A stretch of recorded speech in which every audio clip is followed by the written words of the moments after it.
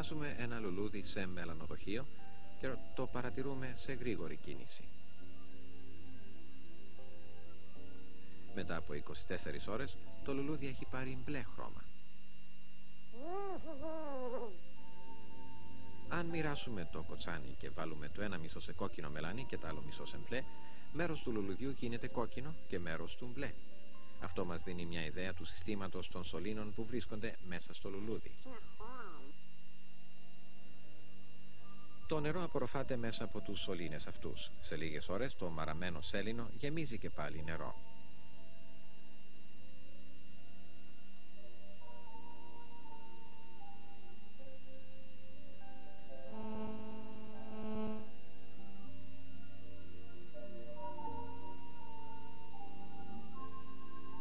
Βλέπουμε τους σωλήνες μέσα από τους οποίους απορροφήθηκε το νερό.